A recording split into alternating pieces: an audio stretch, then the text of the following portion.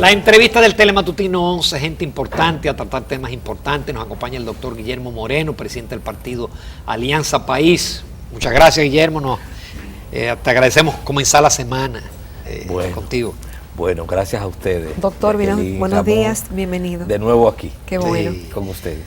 Doctor, y hablando entonces con el político y con el abogado, de mucha experiencia, yo quisiera que usted comenzara hablándonos de la sentencia del doctor José Alejandro Vargas, que ha sido muy elogiada. Nadie se ha atrevido a criticarla en el caso del acuerdo entre la Procuraduría y la Odebrecht. Debo decirle que ya el político se ha ido tragando un poco al abogado. No me diga. Lamentablemente, porque la política es muy absorbente y entonces requiere que uno esté resolviendo asuntos que ya no se circunscriben al aspecto jurídico. La decisión del magistrado Vargas fue una decisión muy correcta.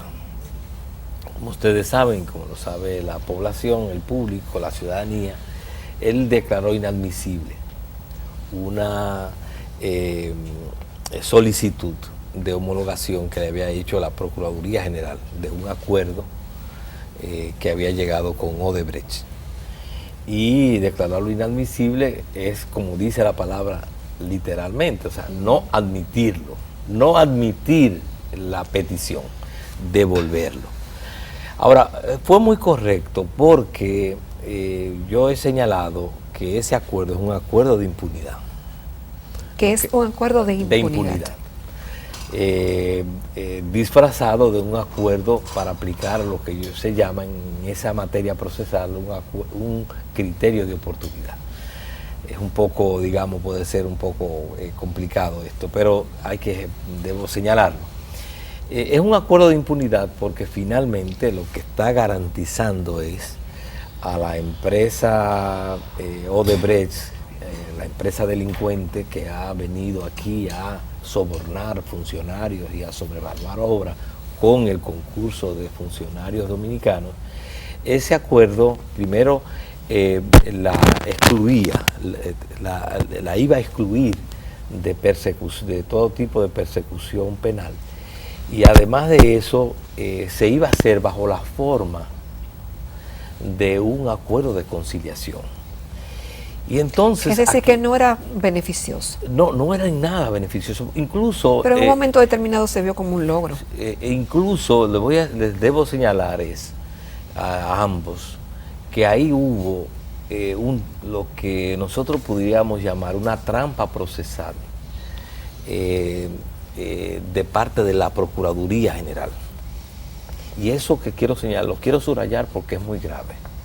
Trampa procesal. Una trampa procesal. O sea, si el juez no detiene esto, nos iban a embaucar al Estado Dominicano, a la sociedad, en un acuerdo de conciliación que es totalmente distinto a lo que aparentaba que se iba a hacer. ¿Y la intención de quién era, doctor?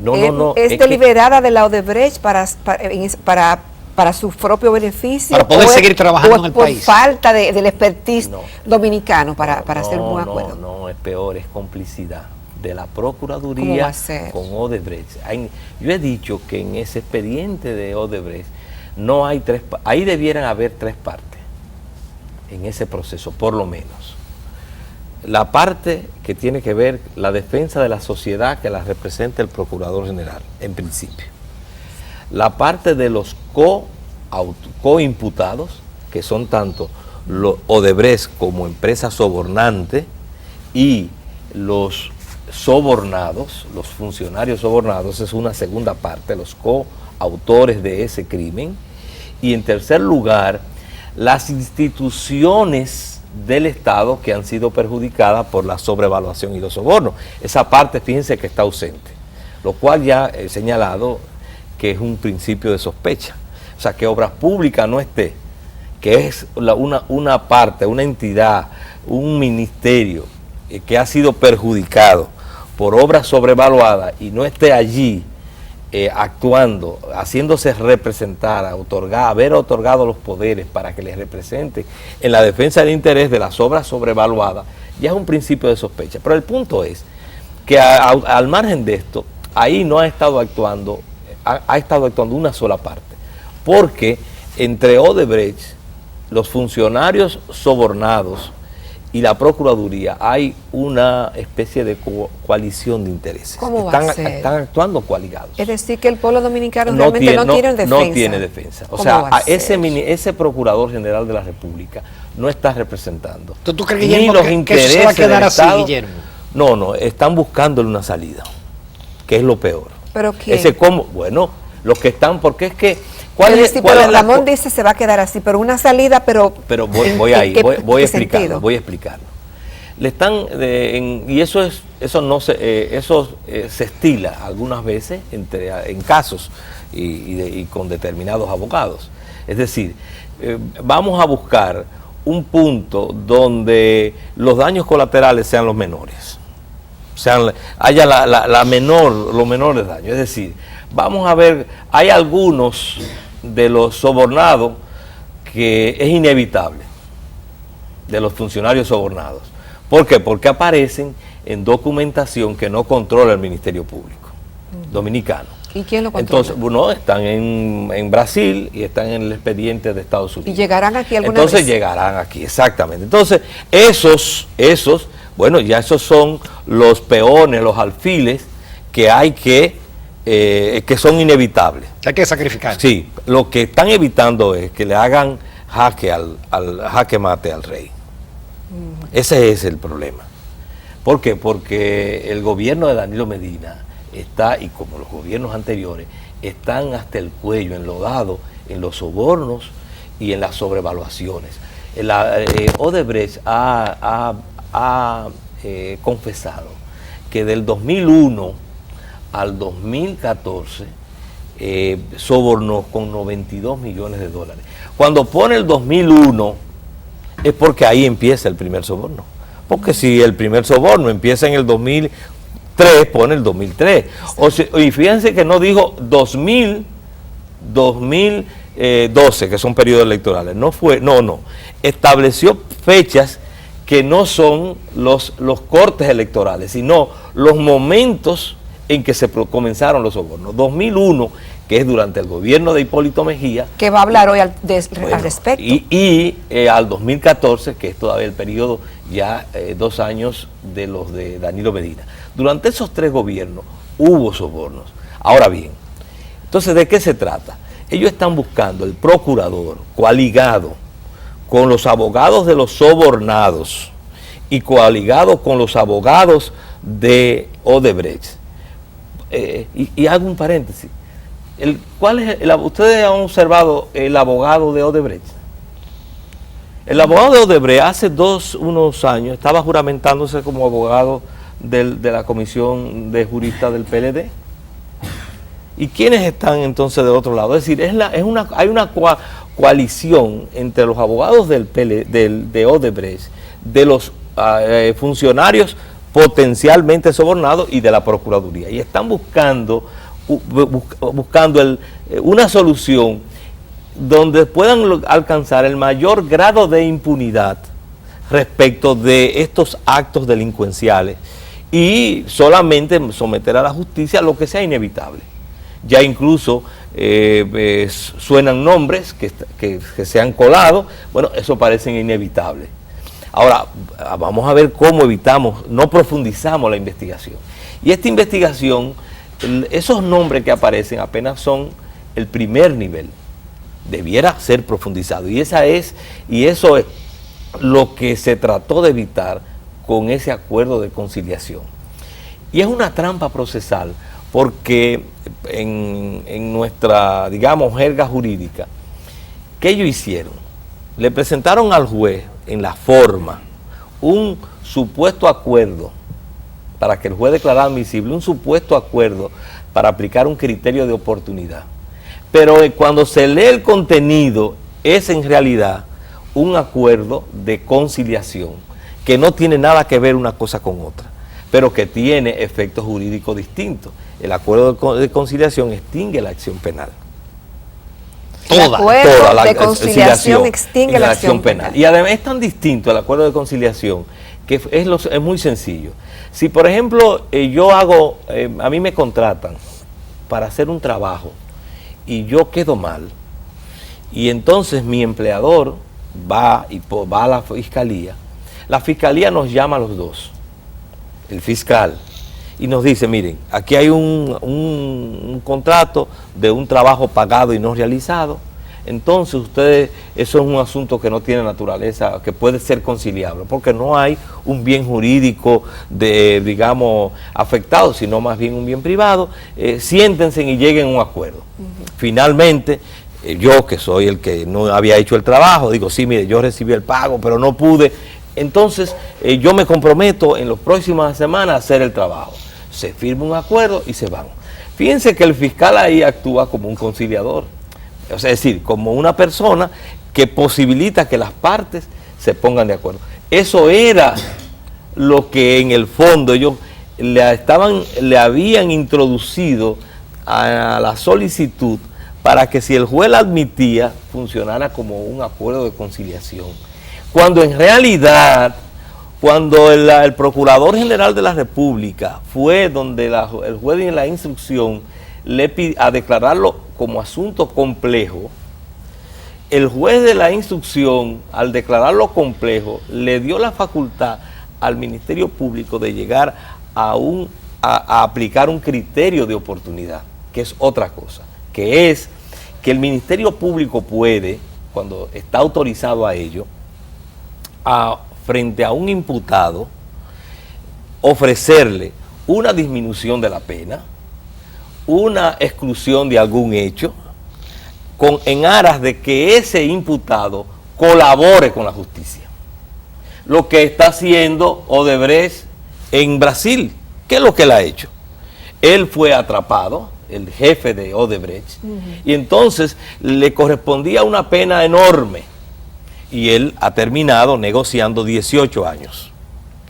Fíjense que al aplicar allá esa medida, no desapareció la acción penal, ni tampoco la condena, sino que le disminuyeron la pena. ¿Por qué? Porque entonces hacen nuestro sistema procesal, igual que el del Brasil, permite que el Ministerio Público pueda entrar en negociación con uno de los imputados para que que tiene información valiosa, que conoce, pueda delatar a los demás y pueda aportar pruebas. Y se puede hacer aquí también. Eso se puede hacer aquí. Yeah. Eso fue lo que el juez en la instrucción le autorizó al Procurador General, que aplicara un criterio de oportunidad. ¿Qué significaba eso?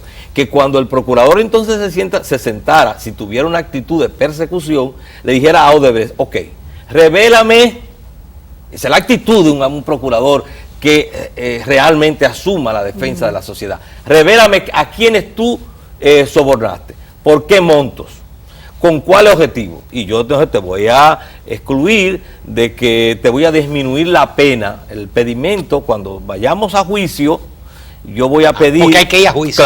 Claro que sí, en conciliación lo que es el juicio, es lo que le llaman el juicio abreviado. Abreviado, esa es una modalidad. Podían ir al juicio abreviado, pero el procurador tenía que presentar un acta de acusación. Ahora, si se aprobaba el acuerdo de conciliación, no. Ni hay acta de acusación, ni hay tampoco juicio, en lo que respecta a Odebrecht. Vamos a hacer una breve pausa, Guillermo, que esto sí está interesante, la cosa que tú has revelado. Volvemos en unos minutos después de la pausa comercial.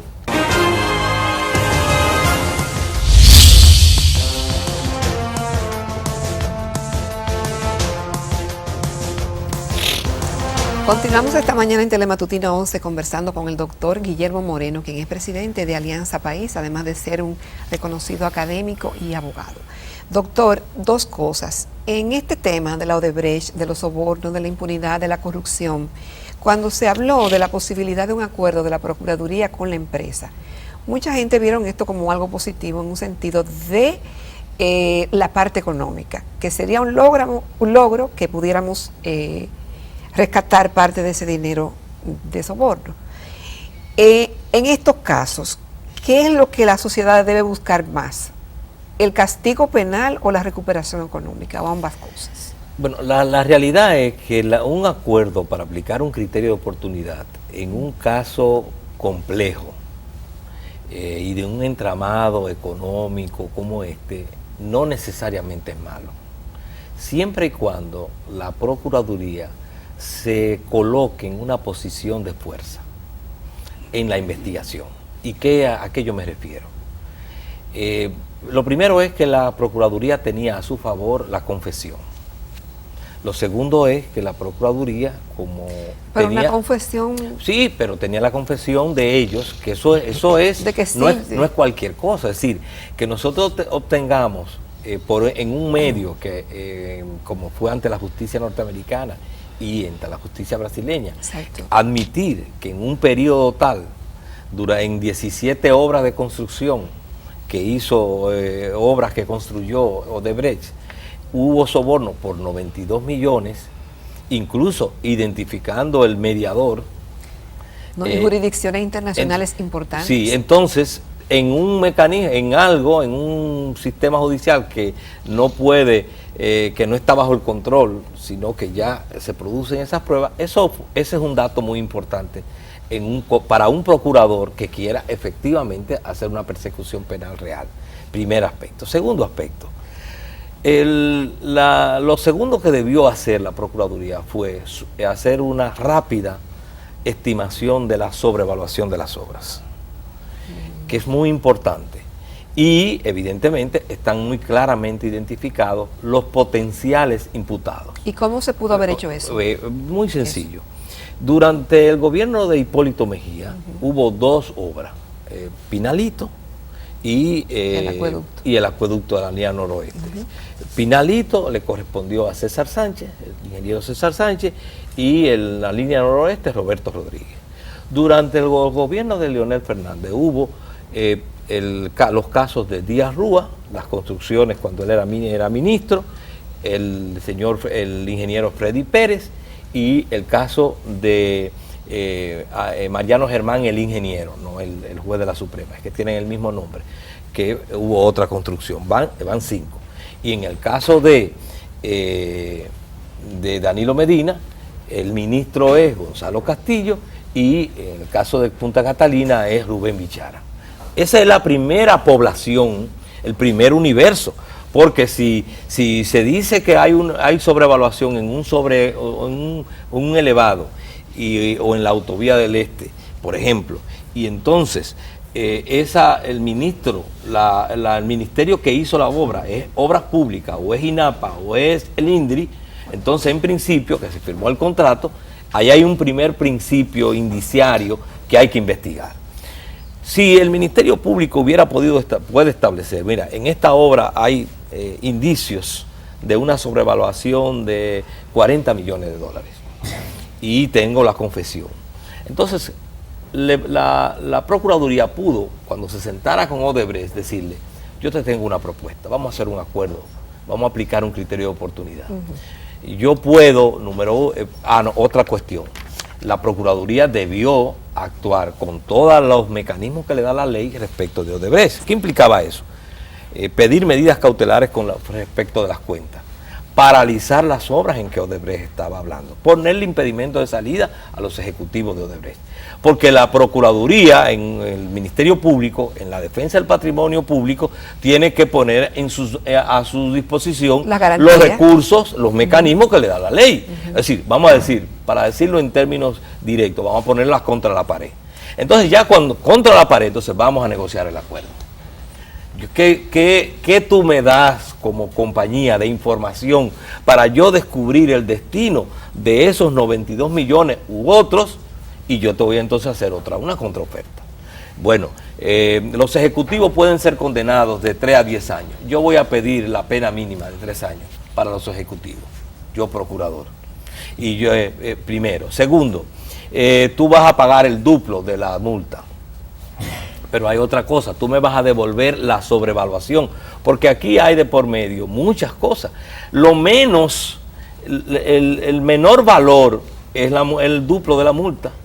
Lo más grave de todo lo que hay por medio es la sobrevaluación. Y hay precedente en otros países. Sí, pero claro, pero además no hay precedente, lo que tenemos es la ley.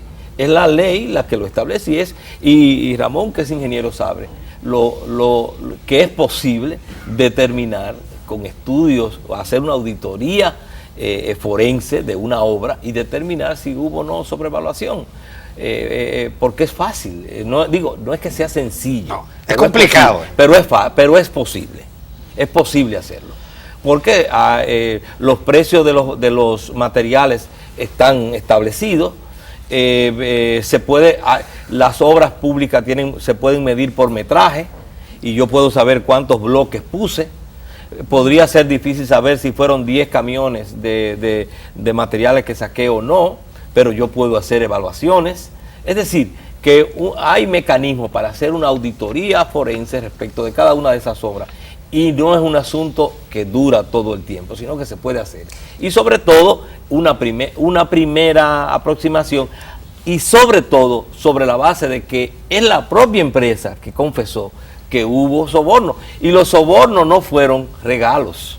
Los sobornos no son más, y así lo debemos ver, como un medio para obtener un fin. Es decir, el soborno en estos casos no es en sí mismo el objeto del delito, sino que el soborno se hace para obtener otro beneficio, porque si no fuera un regalo.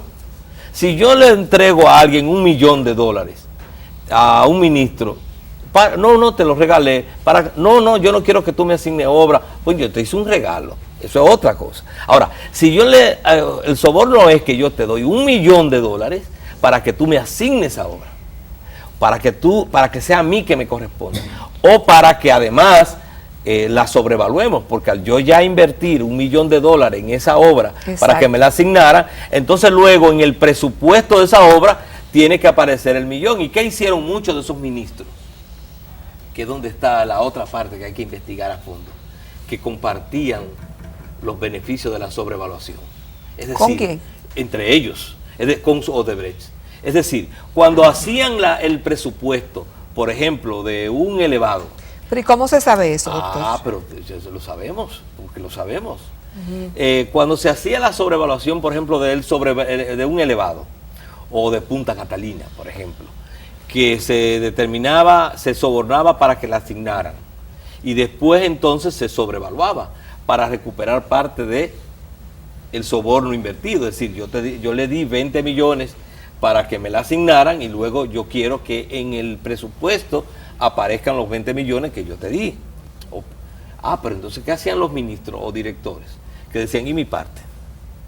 ¿Y cómo entonces, en el presupuesto de la obra no solamente incluyeron los sobornos que se daban para la asignación, sino también que el ministro iba a decir, entonces yo voy a hacer todo el trabajo. Hubo algunos que le dijeron, entonces yo hago todo el trabajo para que tú te beneficies. Exacto. No, vamos a compartir.